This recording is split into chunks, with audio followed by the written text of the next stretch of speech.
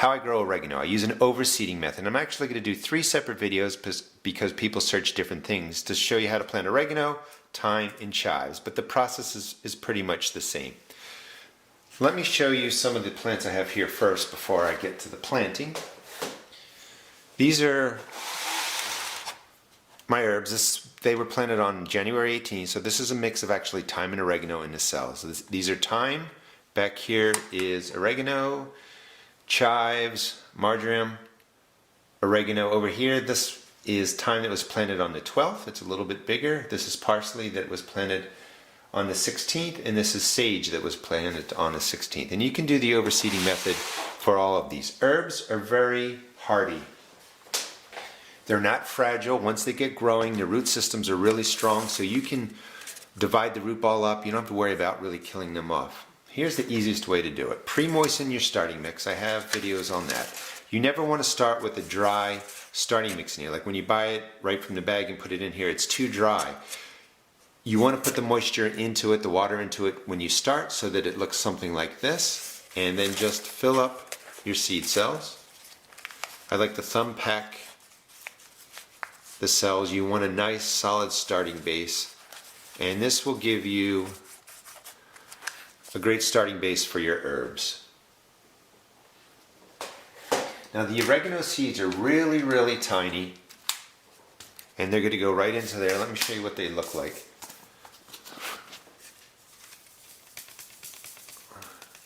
They're that small. And planting 1 or 2, yeah, they'll sprout, they'll grow, but you're going to have to wait a long time for that plant to really get going. And the whole goal with herbs is that you want a lot coming out of the ground so that you can cut it and use it.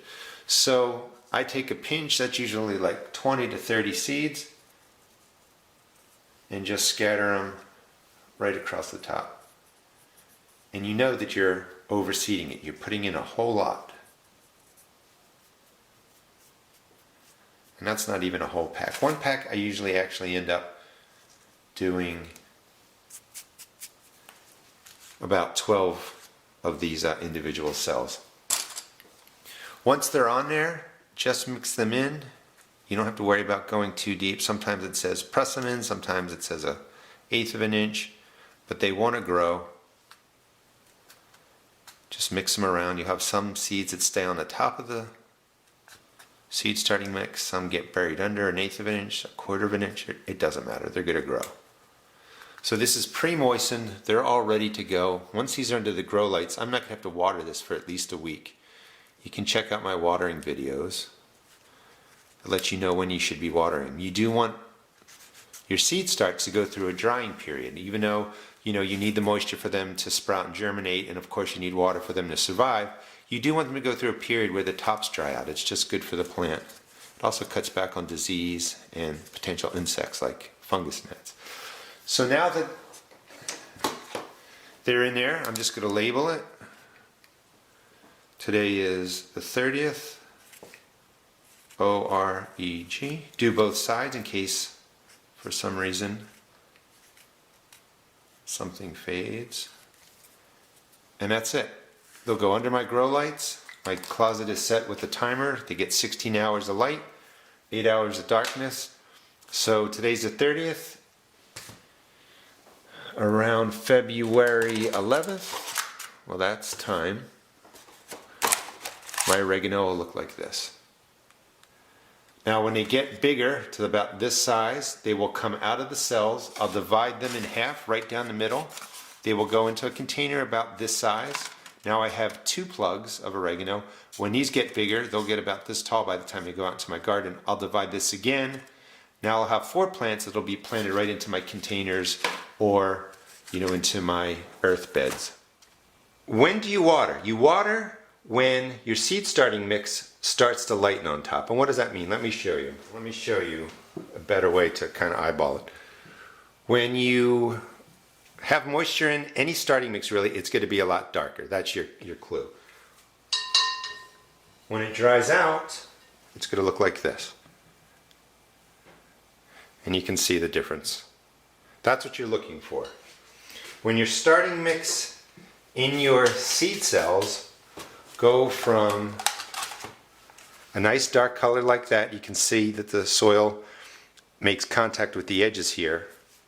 To this point, and this is really over dry, it's completely light on here, and you can see the starting mix is pulling away from the plastic, and that's the difference. You know that you have plenty of water in here, you don't need to water them. You know this really needs water today. Now the neat thing is the top always dries first. So that's your clue. There's more moisture down here, so your plant's going to be okay. But as soon as you see it looking like this, when it's light brown and it's pulled away from here, this needs water that day. This has gone just a little bit too long, but the plant is okay. When you first start your seeds, you pre-moisten your mix, you put it into the cells, you put the seeds in, and then you wait. And you wait for them to sprout like that. Begin to grow. These have been watered once already in between. As long as the top of the soil is dark, you don't need to water them. As soon as you start seeing, like right here, comparatively, it's starting to dry on top. This could use a little bit of watering right now. You'll definitely be able to tell when your seed cells, these all have moisture in it for whatever reason. Again, this one just didn't absorb the water as well, and you can see how dry it is. The plants look okay. This plant is fine because it's getting moisture from down here, but this is your visual clue. That's when I water. And that's really what you have to do, is you have to judge it based on what your starting mix is telling you. Because when you first plant them, you might have to water it every 3 days, but that's probably too much. So every 5 or 7 days until the growth starts. And when you see the seeds popping through, start looking, to see if the tops are starting to dry out, like these right here, these 6, those. Here are 2 same types of plants. These are onions. The top one, dark soil, it has plenty of water for whatever reason. This one is lighter. This one needs water, this one doesn't. So that's how you're going to really judge it. Once the plants start growing or something like this, they might need water then every 3 days, definitely. As they get bigger, maybe every 2 or 3 days. But you're always going to be able to judge by looking at the starting mix. Doesn't need any watering. Could use watering today if you want to do it, but it's still, and you also can tell by weight. This is heavier, these 2 are heavier than those when I picked that up. This doesn't really need water today if you're busy, but by tomorrow you're going to have to water it. And if you come and look at your cells and they look like this, completely dry, starting to shrink and pull away from the cells, they're going to need water that day. You don't want it to go much longer. Now to bottom water, the trick is, and I've done this in a couple videos, don't water from the top. You're going to splash stuff around. You could splash seeds out. You could spread disease. Just fill your tray so that you fill it a quarter, a third of the way. Drop the cells in. They're going to they're going to get the water from the bottom. And just wait 20 or 30 minutes. These will all turn dark again. They're all going to look just like this. The soil will have the moisture in it. The dryness will go from the light color to the dark color. You know you've saturated your seed starts. Dump out the excess water and then rinse and repeat, so to speak. Put them back under the lights, and when they start going from a dark color like that to a light color like this, mixed, and then to a totally light color separating, it's time to water. That's the best way to do it. You never want to have your plants always moist, sitting in water. Let them dry out a little bit, let them go through the natural process. It's better for the root system. Most of these herbs. Now this is not something you do for tomatoes or peppers or other vegetables like that, but for the herbs, definitely overseed. I've been doing this for years. They grow really, really well, and they have strong root systems, so they can take being crowded, they can take being, broken apart. That means when you pull the plug out and you just separate it, the root systems will get torn, but they're hardy, they're going to survive. So chives. Chives are bigger seeds than the thyme and the oregano videos that I've done. So you're not going to put as many in there. The thyme, the oregano have 20, 30 seeds in there. These are going to be a little bit less. Let me show you how I set up everything. Pre-moisten your starting mix. Any mix that you buy is usually too dry. You don't want to put dry starting mix in here. it's too light, it's hard to water, it's hard for it to absorb water. Just put the water in here, mix it in with your hand. Start with a nice moist starting mix. You can check out my other videos for more information on that. I like to thumb pack this down, make sure I have a great starting base for my herbs and all of my vegetables, and just set the cell up just like that. Pre-moistened, ready to go. Now the chives are much bigger, if you've checked out my other videos, much bigger than the thyme and oregano seeds.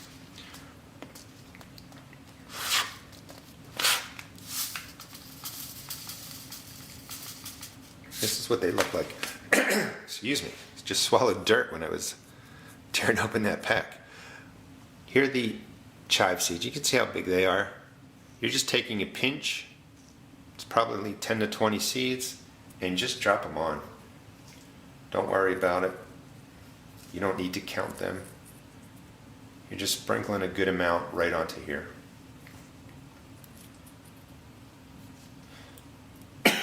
Excuse me.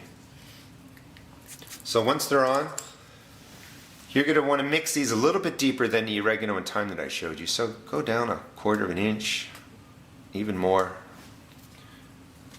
They want to grow. They're going to grow, and just mix them in. You do want to get most of these under the soil. The oregano and thyme, some of them can just be pressed on there. It's perfectly fine. So mix them under.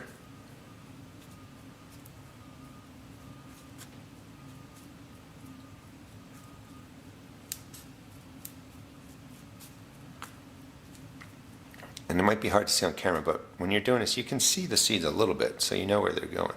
So once they're done, pull the starting mix into each of the cells and then press it down. You want good contact to the starting mix.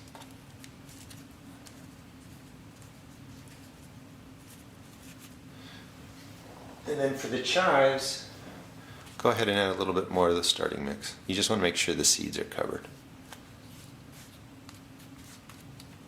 Press it down. I use popsicle sticks. Today is the 30th.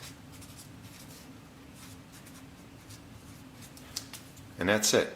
So today's the 30th, 12 days. Your chives will look like this. And these are almost ready. And I don't know if you can see, but you can see the seeds are sitting right on top of the tips of the green. It's just something that chives do. So these are almost ready. Another week, maybe 10 days, these will thicken up, and I will just press them out, pull the plug out, divide it in half, and a half will go, I usually use styrofoam cups, sometimes I use these, a half will go in each of these. These will continue to grow until about April in my area. I will divide them one more time, and then they will go into my containers or into my earth beds. So one cell will be divided once going into the cups and then again coming out of the cups. So one cell will give you 4 plants to put into your garden. It's a great way to save space. The overseeding method really works. Like I said, I've been doing it for years, and you can see, you know, the different plants. You can do parsley if you want. I'll probably do a video on that. Just use, you're really actually counting, maybe 6 to 10 seeds. And then for sage, you can do that too, you know, 6, 8 seeds, maybe 10 in there. What I want to talk about today is ground cinnamon. These are my seed starts. And one of the things that I had problems with most of the years, and I just realized today, looking at this, these plants have been growing in here for about 12 days to 14 days. There's no algae growth, there's no fungus growth on here at all. It's just starting mix, moist starting mix. Part of the reason is because I decided to use neem oil spray really early to help control the fungus gnats. Neem oil is one way you can deal with fungus gnats, and you can look that up on my channels. The other way you can do it is also use plain old cinnamon. Now these plants are a little bit too big now to put the cinnamon down, which is okay because they don't need it, but I want to show you how to use it. Now right here you can see a nice sprinkle of brown cinnamon all across the seed starting mix. Antifungal properties. This will help prevent fungus from growing. And fungus is one thing that fungus gnats eat. This also helps with damping off disease. That's the cotton-like fur that will grow on the stems of your seedlings and kill them off. So again, cinnamon has an antifungal property, and you just need to scatter it on top of your soil and or your starting mix. And you don't, I mean, you need to do it at the beginning, this is how I would do it. So these thyme I planted yesterday. Just sprinkle the cinnamon on here. Because I bottom water, this is not going to get disturbed. It's just going to sit on the top. And that's all you really need to do. Maybe again 2 weeks later if you need to do it, but your seedlings should be up and doing fine. But just one time, you don't have to overdo it. Cover it nicely. It's not going to hurt the germinating seedlings, and it will form an antifungal barrier on top of your seed starting mix. And it's one way to really help manage damping off disease and also fungus that the fungus gnats might come and eat. Hope you enjoyed the video. Gives you a sense of what you can use ground cinnamon for. Again, it's an antifungal. Just spread it on your plants like this. If you just saw the video, you could go ahead. Let me just show you. So this is basil. You could put it in there. You don't want it sitting on your plants. So just let it work in to the starting mix, and that's how you would take care of maybe some plants that are growing. I'm in Maryland Zone 7. You can really get your herbs started now, at least the ones that I'm showing you. If you'd like, they will get to a nice size come spring, and when you put them into your garden, you'll have plants that are a good size that you will be able to harvest the herbs. You're not going to have to wait 8-12 weeks for them to get to size. You're already taking care of that now. So we're going to do thyme, but before I get to that, I've overseeded all these. This is the overseeding method, and that's really the point that I want to kind of bring home to you. You don't have to put in 1 seed of oregano. They're really, really small, or 1 seed of thyme or 1 chive. You can overseed them. I've been doing this for years. It really, really works. So this is a mix of oregano and thyme in here. These again were put in on the 18th, so these are 12 days old. I have thyme, oregano, chives, marjoram, oregano, some more thyme on the 12th. This is parsley, that's sage. So you can really do the overseeding method with all of these. Here's how I do it. You have your starting mix, and when it comes out of the bag, I've done a lot of videos on this, it's got to be dry. So you want to add the moisture to this before you put it into your seed cells. So just fill up your seed cells. And if you watch my videos, you know I talk about thumb packing. Just pack it down. You want a really nice, solid starting base for your herbs to start. Refill it, and then you're good to go. Now thyme and oregano, I'll have a video on oregano, are really, really small. So you're going to be putting 20, 30, maybe even more seeds in each of these little cells. Let me show you what they look like. They are really, really small. And again, you could put in 1 seed and you can just wait for it to mature over time, but it's going to take, a good year for that plant to get to really producing so that you can go ahead and, use the herbs in your kitchen. Take a pinch, and I'm just dropping, like I said, 20, 30 seeds onto each of these cells. Don't worry about it. Overseed it, definitely.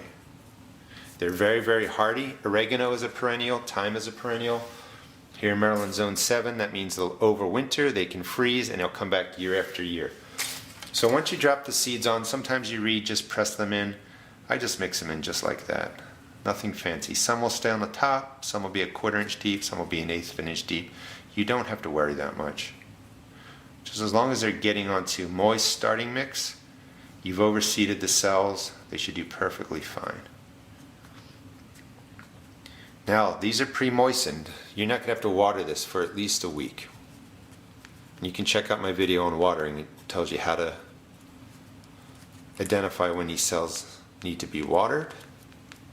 You do want all of your seed starts to go through a drying period where the tops dry out. It's better for the plant. It helps reduce fungus. It helps reduce insects. That's all you do. Press it down. So that's the thyme. Press down. Make sure you label it. Today is the 30th. I just use popsicle sticks. 130. Thyme. And these will go under my grow lights just like this. Today's the 30th. On the 11th of February, you're going to have thyme that looks like that. When it gets a little bit bigger, I'll just break it right down the middle. It's hardy. And each plug will be put into containers about this size. So one of these cells will make 2, and then when these get bigger, they'll probably get about this tall. I'll divide them again, and they will go into my containers or they will go into my earth beds. But basically you can take one cell and you can get 4 plugs of an herb to plant into your beds. It's a great way to save space. Again, today is the 30th of January. These probably won't go out into my garden until April, so you can really start these 12 weeks early. I always start early with the herbs. Let them get to size, because in that 12 weeks of growing, when you put them out into your garden or into your containers, they're going to grow enough over the season that you'll be able to use the herbs, in the current year. How do you fertilize your seed starts, the plants that you're growing indoors, to grow to transplants and get them out into your garden? And there is a method to it. There's no method that's 100% right, so these are more principles. But what I want you to think about is, because there is no soil life, no rain, nothing really affecting your plants but what you give them, you don't want to overdo it with fertilizer. So I'm going to be recommending less fertilizer for your indoor seed starts when they're in cells like this or in cups. But let me just go through this. The key for fertilizing your plants that are indoors is to really have a soluble form of fertilizer: nitrogen, phosphorus, potassium, N, P, and K, and a fertilizer that has micronutrients. I like to use chemical fertilizers. Now, if you're an organic gardener, you might frown on that. If you're just getting started, it's important to know that plants don't care what kind of fertilizer you use. They don't care if it's an organic product. They don't care if it's a product processed by human beings. It's all the same in the end to the plant. Now, the key though is, indoor plants, you really want to use a water-soluble fertilizer, something that you mix into a gallon of water, because you bottom water these plants, so you can just put the fertilizer right into the water. When you bottom water, they get the nutrients that they need. So the key, and you can check out my video, my channel talks more about soluble fertilizers, but when you're doing something indoors, you want a soluble fertilizer. Now, I like to use Miracle Grow. I'm not using it this year only because I found other products cheaper, but something similar. It's a chemical fertilizer, which all it means is that the form of nitrogen, phosphorus, potassium that's getting to the plant was changed in some capacity by human beings using usually heat or some sort of energy. So you're not getting poisons or anything crazy in your soil when you use chemical fertilizers. They're just processed differently. Organic fertilizers are processed by letting soil life break them down. Check out my other videos for that. I like the chemical fertilizers, or the fertilizers that mix right in water, because they have the N, P, and K, and they also have all the micronutrients. So your plants, because there is no life in the soil here, you're using starting mix, there are no nutrients in there, the chemical fertilizers really do a good job of covering everything your plant will need. And remember, plants don't care, we do, but plants don't care what form of fertilizer you use. Now, as I said, starting mixes have no to very little soil life. So sometimes there is truth that if you use too much chemical fertilizers, and that's not going to really happen in our garden, but when farmers use too much of the chemical fertilizers, they kill out soil life. So in this case, there is really no soil life. So using a chemical fertilizer isn't going to harm soil life. And the flip side is, because there's no soil life in here, there's nothing to really break down some of your organic fertilizers to change them into a form that the plant can use. So what does that mean? When you're doing seed starts like this, you have to make sure you have a chemical fertilizer, because that's readily available. Those nutrients can be picked up right away by the plant. Or you have to be using an organic fertilizer that's in the soluble form, which means the plant can use it right away, because there's no soil life to break down some of your organic products. So for instance, when I was using Miracle Grow, it's a 24-8-16. That means it was 24% nitrogen, 8% NP, phosphorus, and 16% potassium. That's too much. You don't want that much fertilizer on your seed starts. Use less fertilizer, no matter what you're using. Organic, chemical, use less. These are small plants, as you can see. There's no rain to come down and wash any of these soluble fertilizers away, and you have evaporation. What that means is if I fix, say, a box of Miracle Grow, 1 tablespoon into a gallon of water, it's going to be 24% nitrogen, 8% phosphorus, 16% potassium. That's going to be absorbed into, you know, the starting mix. It's going to sit there. When it evaporates, the water evaporates out. The chemicals, the fertilizers, the nitrogen, the phosphorus, potassium are going to start to form in the soil at a higher concentration than what you intended. And that's bad. Too much fertilizer can cause problems and damage your plants. So remember, the concentration of fertilizer that you put into these seed starts can damage your plants. Less is better. Okay, so what's the guideline? Here's the guideline using Miracle-Gro. So Miracle-Gro is 24/8/16. Most of the time you hear me for outdoor gardens now lately in my containers use half strength. That brings it down to a 24/8. That's better. You don't really need more than that. Indoors, I would still even go further. I'd take it down to a quarter, and that leaves you with a 6/2/4. You know, and that's better. You don't need a lot. Compost, for instance, is just like a 1% nitrogen, 1% phosphorus, 1% potassium. You just don't need these high numbers. So for a guideline, if you're doing your seed start, you want to be somewhere at like a 5.55 or less, generally speaking. You know, there's no set amount. This is just more for understanding what you're using. So for instance, this is a 10-10-10 all-purpose fertilizer. Let's just say it's 1 capful into a gallon of water. Use half of that. That'll bring it down to a 5.55. You can even bring it down to a quarter and be 2.5, 2.5, 2.5. That will be effective to take care of your seed starts. This one is a 304 fertilizer, mixed a tablespoon to a gallon. There is insoluble nitrogen in here though, so that's what you have to read for. So it's only 0.5% soluble nitrogen, 2.5% insoluble, and all that means is insoluble is a slow release fertilizer that you, and this is a chemical, this is an organic product that has to be broken down by soil life, but there's no soil life here. So you want to go, you know, to something maybe more like this, where, let's see if I can find it quickly. This is a 15-30-15 fertilizer. It's chemical, which means it was processed by, you know, people. It's in a form that can be readily absorbed by these plants. But, you know, the 15, I think was what? 15-30-15, I already forgot. That's too much. You want to bring that down to half strength, to quarter strength, and use that in here. Now, when do you fertilize? That's probably the biggest question. I wanted to cover what you're using. And one more thing, too. Let me just pull these over here. The other reason I like the fertilizer you mix with water, this is organic fertilizer that you can't really use in your seed starts. That's too much. This is like feather meal, all kinds of different things, alfalfa meal. This is great for outdoor garden, mixing it into your containers where you have some soil life and air, or right into your earth beds.